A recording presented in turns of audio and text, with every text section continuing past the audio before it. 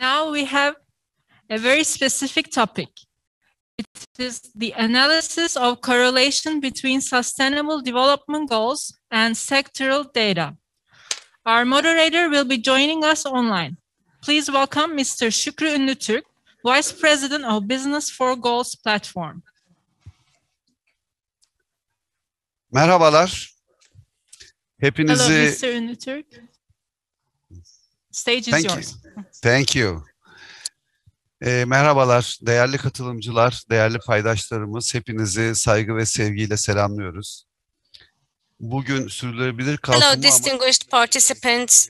Today, we will be talking about the analysis of correlation between Sustainable Development Goals and sectoral data. Let me introduce our panelists. Mr. Ali Avcı, he's a very successful businessman and a civil society volunteer. He completed his primary education in Ceyhan and university education at Çukurova University. He worked in establishment of logistic terminals in various regions in Turkey. He was the founder and the chairman of the executive board of 7 countries working in logistics. As I mentioned earlier, he's a very important civil society volunteer. He participates in important social responsibility projects, and he works in various business organizations. Union of Turkish Chambers and Stock Markets, Turkish Maritime Association, Turkish Businessmen and Industrialists Association, Confederation of Turkish Business World, and Hedefleri, Federation of Industrial Associations. The other panelist, Mr. Zafer Ali Yavan. He graduated from Middle East Technical University, Department of Statistics, and he received his master's degree from Manchester University in economics. And he also studied at the University of Pennsylvania, UPenn Center for Economic Studies, and he received a macroeconomic modeling certificate. Mr. Yavan worked at the State Planning Organization from 1986 to 1999, and from 2000 and 2008 he worked at Turkish Businessmen and Industrial Association, and after that he worked on the board of the same association. Throughout his career he combined his background in mathematics and his abilities to build capacity. For 10 years, he gave lectures on macroeconomics and statistics, macroeconomics, econometry, time series, and social development policies. He published many publications in these areas. Mr. Yavan also established the Uzay Consultancy Services, and he's an executive and consultant at that company. My platform, Business for Goals platform, aims to build bridges in the business world and to strengthen the role of business world in sustainable growth. And to do that, it was established in cooperation with TÜSİAD and UNDP. It focuses on climate change, resilience of companies, preparation of companies for future, and main principles of circular economy. Business for Goals platform works on the basis of inclusiveness, and it aims to integrate sustainable growth, sustainability goals with the business principles, and it aims to include all organizations, civil society organizations, public and private organizations. And with the approval of 193 members of the United Nations, the United Nations set 17 goals for sustainability, which would be realized until 2030, and these goals are on the agenda for public and private institutions in Turkey. The growth numbers are very important in Turkey as an indicator. So to fully understand the sustainability goals, we have to redescribe the relationship between economy and growth. Growth is the increase in the income per capita. And when an economy manufactures and consumes more, if it exports more, it grows. But this is not development. Development means an increased quality of life in all sectors of life and individuals feeling happier. And the average education level being increased, more access to social services, increased freedoms, improved quality of life, increased life expectancy, raising healthy children who are at peace with themselves and the world, and respecting human rights for all. These are the indicators of a developed society. One of the important aspects of development is women. Women having equal rights and being actively included in the society without discrimination. The level of women's participation in economic life is an important criteria that distinguishes developed countries from underdeveloped countries. Fight against poverty is one of the most important components of growth. Growth without philosophy cannot bring development. Growth on its own cannot bring development. Turkey's aim is not to grow. Its aim is to develop in a sustainable way, and therefore sustainable growth goals should be understood and implemented fully. In 2015, at the UN summit where the sustainability goals were specified, the private industry not only as an actor of sustainability goal, but also described as the drivers of sustainable growth. And without the contributions of the private sector, the sustainability goals cannot reach their goals. Therefore, the industries should look at the relationship between different sustainability SDGs and analyze the relationship between different industries and different SDGs. And we did research to do that. And this research has a data-driven analysis, offers a data-driven analysis of the priorities and the requirements of industries. We believe that this study can play an important role in shaping the decision-making processes and facilitate the achievement of the goals. Zafer Ali Yavan will be presenting us the findings of this study. He will be talking about policy simulation, civil society, macroeconomy, and simulation models. He is an expert in these areas, so he is the most competent person to undertake this analysis. The floor is yours. I think after Ali, I will be speaking after Ali. Oh, I'm sorry. First of all, could you please share your thoughts about this, Mr. Ali Avcı? Thank you very much, Mr. Moderator. Distinguished ladies and gentlemen, I would like to greet you on behalf of my organization, SEDEFEF, and I would like to congratulate Zafer Ali Yavan and the Business for Goals platform for undertaking this research.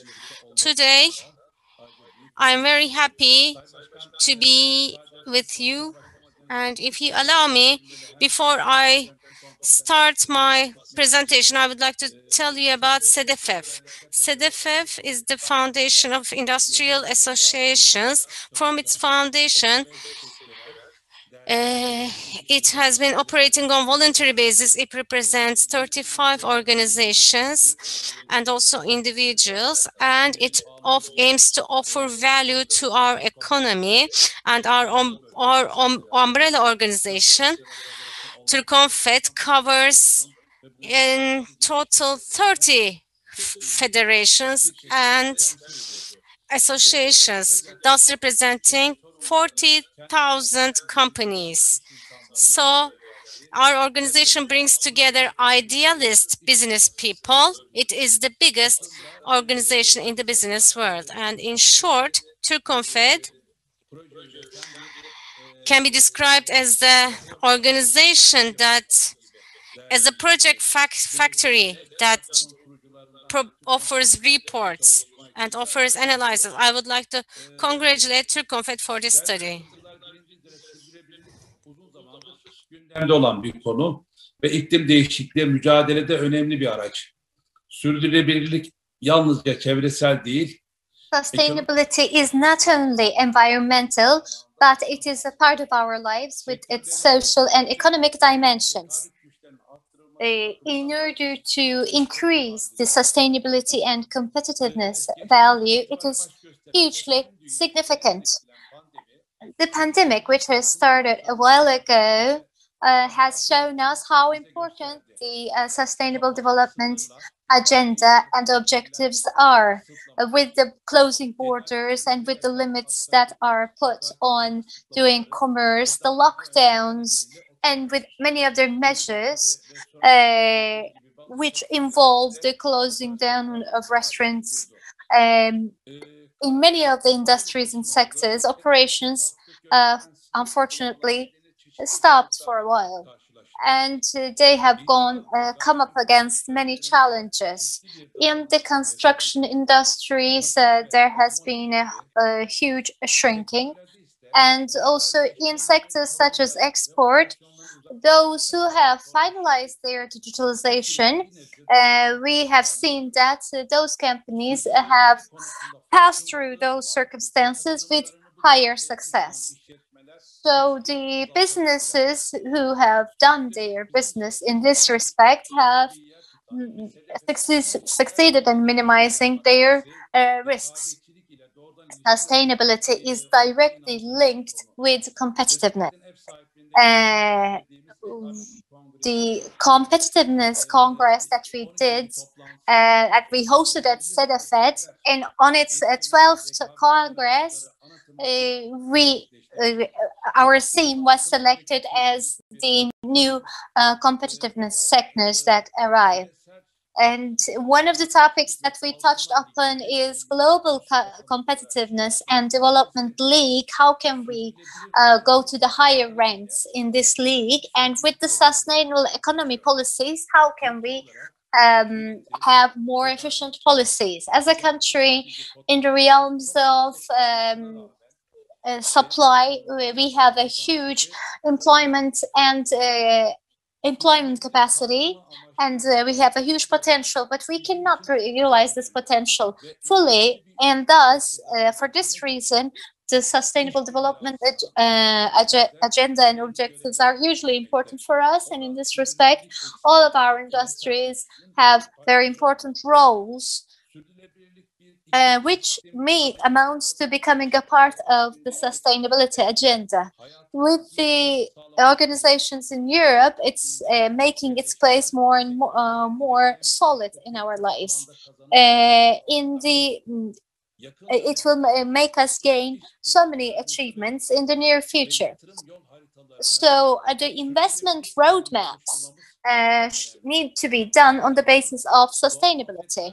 On the other hand, the awareness for natural disasters, employment, gender equality in employment, and also human rights in employment are fundamental elements of sustainability. By allocating resources to it through research and development activities, we can basically have a smooth transition to a sustainable era. Robert Swen, as Robert Swen said, the biggest threat for our world is to believe that somebody else is going to rescue it. We should be the leaders and pioneers of change, and the change needs to happen today. So with the reports prepared, I hope that these reports are going to be as guidelines for you. And while finishing my words here, I'd like to thank the business platforms who invited me here. I hope this is going to be a beneficial meeting for all of you, and I greet you all. So, Mr. Zafer, the floor is yours. Thank you very much. I benefited greatly from the presentation so far. I have a presentation also myself. I'd like to share it with you.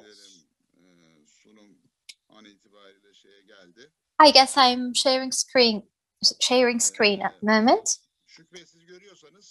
So, Mr. Şükrü, are you able to see it? Yes, we see it. You can go ahead, please. Thank you.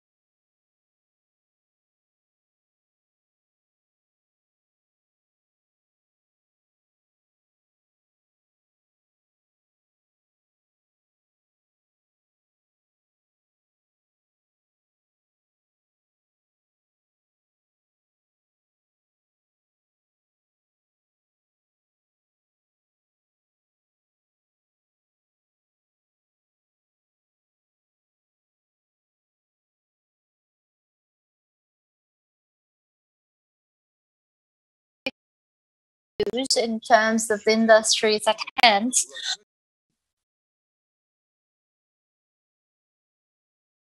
On par with the ranking of the development, traditional development preferences, because there is still a developmental process which is modeled on the basis of the traditional development model. But if we are going to achieve those sustainability objectives, it needs to be reflected on the industrial basis as well. So the answers to those questions are being shaped. But first of all, let me give you a background. Most of you would be already familiar with those issues, but I just wanted to give you a little bit of a reference. So until the 20th century, as Mr. Schipper has rightly mentioned, and the development narrowed down to the phenomenon of growth, and growth thinks of technology as if it's an outside phenomenon, and it was basically constructed upon and optimized through state nations, and it is a phenomenon of development that involves a weaker form of cooperation. But now we have a different phenomenon of development, and the most important characteristics of that is development. So there is this phenomenon of development which is frequently used. So basically this is indigenous growth at hand. So it's not a little bit of finance, a little bit of technology, but whereas it is a self-elementing, self-feeding indigenous growth that is at hand.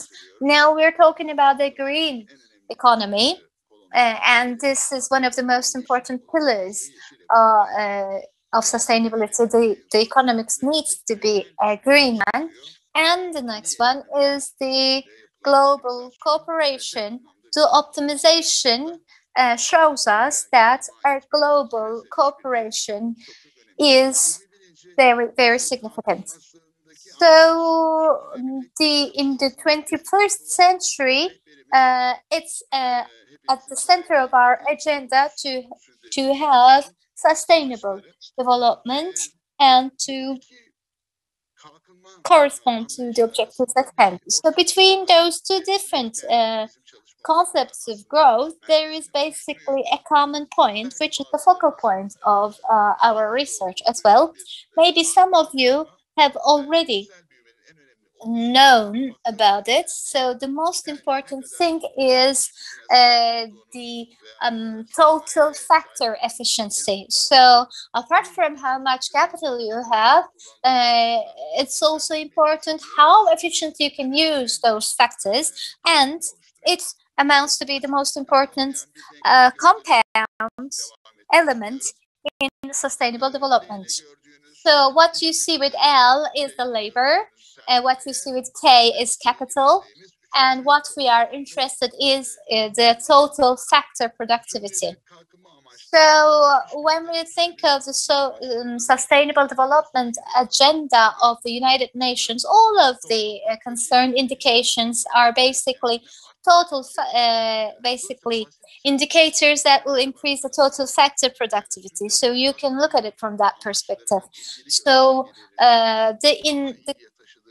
related relevant indicators, when you increase their productivity, when you increase their total factor productivity, you have a growth that is that corresponds to growth. So if you want to increase growth, then you have to increase the total factor productivity, and in order to do this, you have to use the indicators that are shown by the United Nations at a better level. So this is basically the relationship on the basis of that. So in order to remind you how important it is for the total factor productivity growth rate, let's look at the left of the table. So growth was at the beginning when the productivity developed negatively, and after the 90s, the total factor productivity has become a more determining factor. And then after that, although it's maintained its significance, it started to decrease. So it's about 15% of Turkey's growth. It's about 25% of the growth of US. So half of the growth of the Scandinavian countries is achieved as a matter of the total factor productivity. So although it shows a difference between the countries, the total factor productivity is one of the most important indicators of sustainable growth. So we have basically took our focal point from the following: the productivity of the industrial sectorial labor is an element that increases the total factor productivity. So by using the indicators given to us by the UN, if we can rank the labor productivity on the basis of the sector, we will have also ranked the total factor productivity. So what kind of data did we use? There are 232 indicators, and which we included all of the national indicators that can be calculated and memorized. So the domestic income surveys, GDP data clusters, and have been very important resources for us. The income and life standard survey was also one of the most important resources. And also we did the sectorial classification on the basis of this data collected. Of course, the research does not include the whole population. It only includes the working population, because all of the clusters were implemented on the basis of the surveys done on working population. But still, I should underline that the working population is an important indicator, and also these data is limited to the data collected in 2018. And in order to compare it with the priorities of 2020, we use this table. When there's of course other researchers that compare those data. So on the left-hand side, you see examples of that kind of researchers. The World Business Council for Sustainable Development has a research carried out. Also, KPMG has one, and also Turkish Statistics Institution has another research. But through use of the open statistical data, they are not of that kind. So maybe this is the only document that will facilitate a comparative study between the data coming from different countries. The methods might look as a boring one, but actually it's based on simple principles. These 232 indicators for each objective, each of the 17 Sustainable Development Objectives, it consists of 16 indicators. So for every objective, we selected at most 3. And you cannot choose more, because then there are not so many indicators that can be calculated, so measured in numbers. So we selected 3 objectives, and those 3 objectives, 3 indicators. So, and we looked at their correspondence in the national statistics. And we try to rank the indicator performances of each and every sector. For example, for sustainable development objective, such and such is the sectorial ranking. And for objective number 2, the same thing. So we have given place to 11 different rankings of the kind. And so we have done this ranking based on the indicators that we have selected. What are those indicators? You can reach that report online and observe it in more detail, but for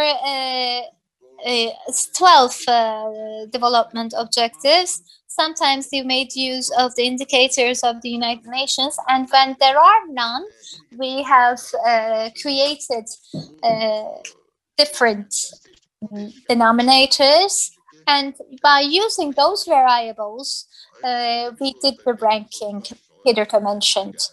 And here was what came to our agenda. For any sustainable development objective, the ranking that we did sheds light on the policy for the user. But if the question is the following, for every sustainable development objective, is there a sectorial ranking that has the equal distance to all of the objectives that are in the sustainable development agenda? If an organization does not prioritize one of the objectives of the sustainable development agenda, what kind of a sectorial ranking can be done?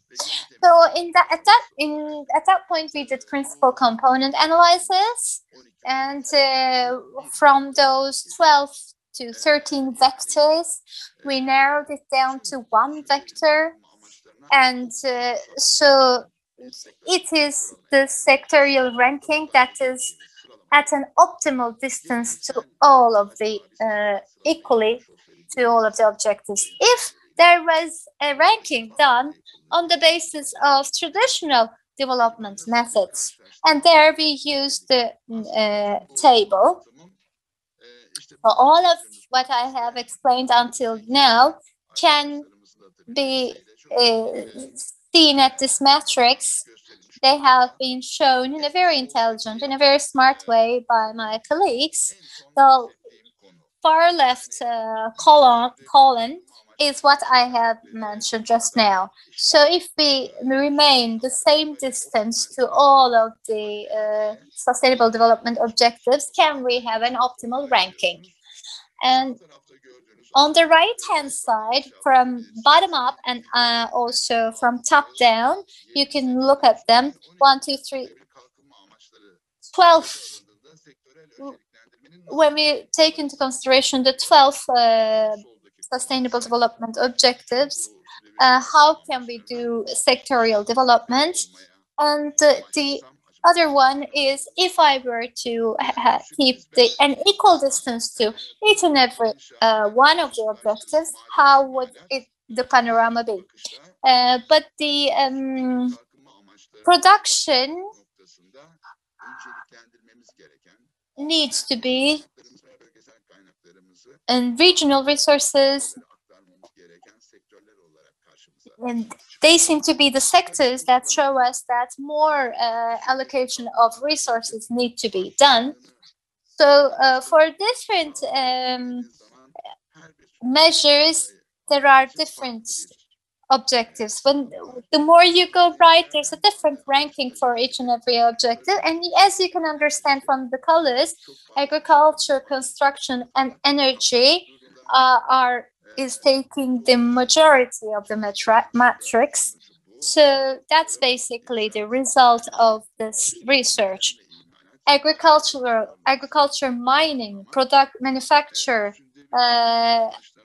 are, and also a little bit of the service sector, are the sectors that are awaiting immediate interaction, immediate support. So if we were to use the traditional development methods that are used in the sectors, here we also made a table concerning that. When we look at the input-output ranking, when we did a ranking, and we see that construction, manufacture, electric and water, and the service sector form the first 6 sectors that are found in the ranking. So we are basically faced with the same sectors, which tells us that the traditional development tools can still create important outcomes, and they maintain their social status. And last, if there is new work that is conducted, I'm going to make some comments on this. The most important theme that we're faced with is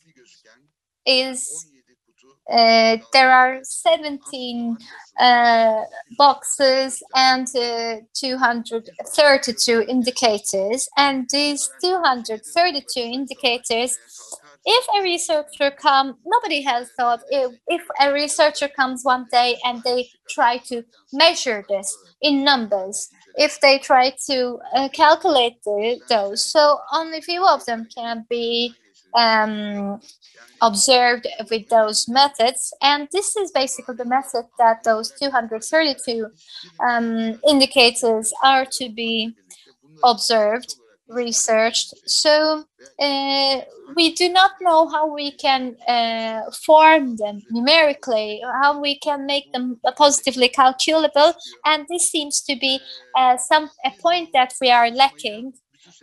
We have conducted this work, this research for all the sectors. The countries can repeat that research for certain strategic sectors. For example, the service sector, the hospitality industry in Turkey, in terms of those indicators, at which stage is it? For example, we can conduct the same research only for the hospitality sector. Also, it is possible to conduct this research on a regional level, involving all the geographical regions of Turkey.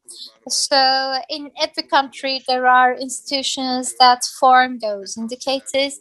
You have to engage in and communicate with those institutions in order to understand how those indicators can be more sufficiently produced.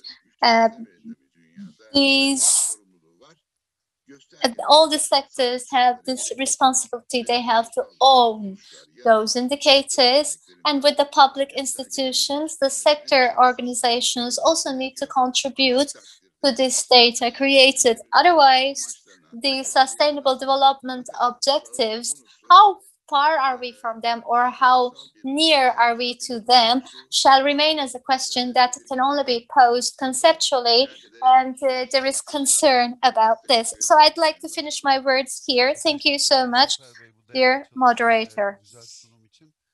Thank you so much for this presentation. You came to us with the data, and you told us how important that data are for us, and you also showed us how these data sometimes are not calculable, because without the data, without the numbers, without good analysis, we cannot make healthy decisions. Do you have questions to Mr. Avcı? I have two questions.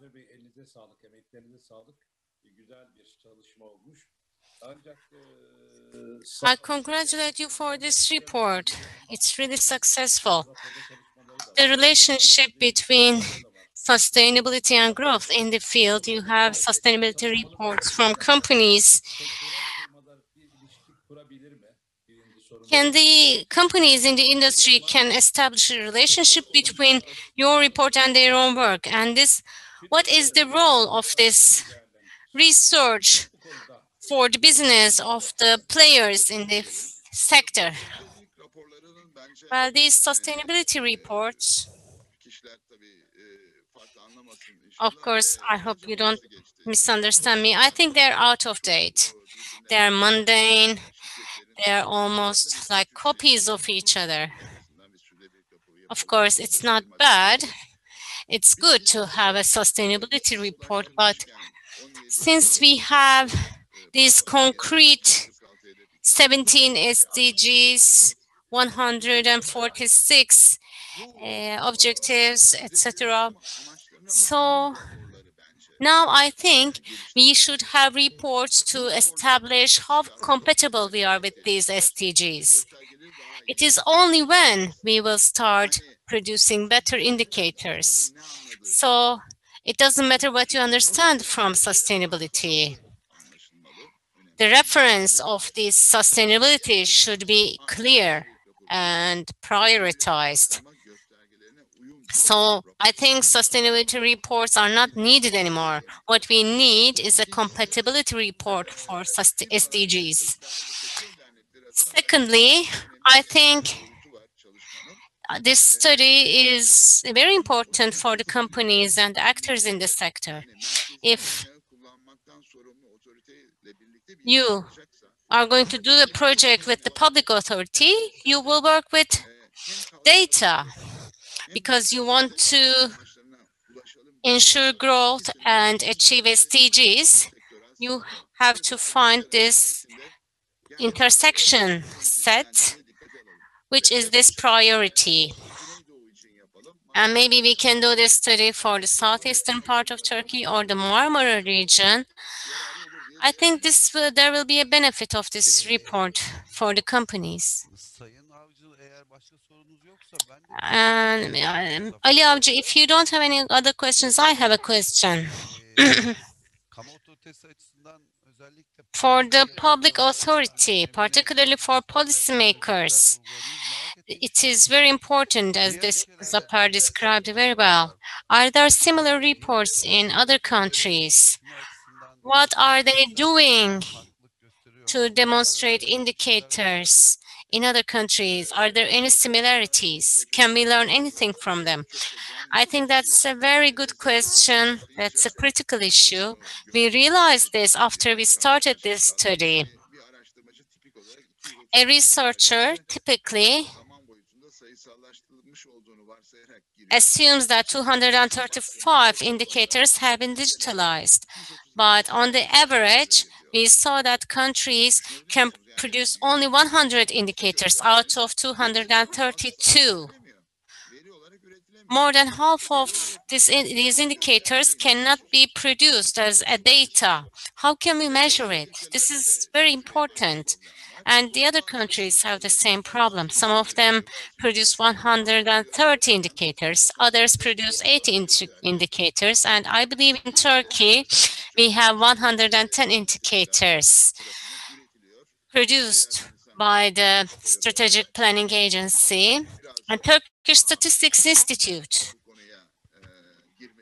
may focus on this as well. Maybe they can publish a booklet every year to summarize the SDG indicators, because we cannot understand how far we are from these indicators. If you allow me, I have a short comment. Zafer Bey, these data are from 2018, but the world has gone through a pandemic. So if we did the same study now, would the indicators change? That's a very good question and a difficult question. Of course, income and living conditions survey are done very centrally in our study. If we did this in 2021, in terms of income and living standards, we would feel the earthquake. I guess we would see that. So some productivities in some sectors would be changed. For example, in tourism, maybe we wouldn't be able to measure any indicators. But I think it would be best to say that if we are going to see some permanent changes after this pandemic, in which industries will we see these permanent changes? Maybe accommodation services, tourism services, transportation services.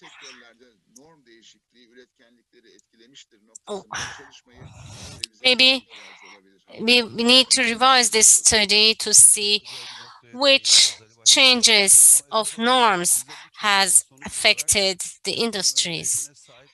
But this report focuses on the top 6 industries: energy, manufacturing, accommodation, transportation, etc. And you also see the ranking of these industries in terms of compatibility with the SDGs.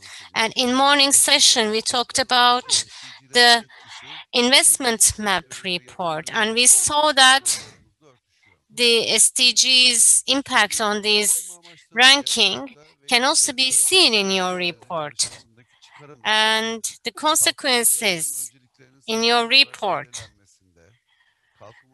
may be influential in identifying the priorities in the industries, and they may also affect and inform the policymaking processes in public and private sectors. Could you please share your final remarks before we wrap up the session? Zafer Bey, we can start with you. Yes, during this study, I met some people who were working on the B4G platform. We worked very closely with them. I would like to thank them. And I would like to thank the academics who have contributed to this support, to this research. We started a good thread here. I think other academics will follow us. Thank you. Yes, and I would like to thank you for this study. Hopefully after 2021, we will be seeing new reports. Hopefully this report offers us a guidance for the future. I would like to congratulate you once again. And I would like to thank the panelists and the audience. I hope you enjoyed the session. Have a good evening.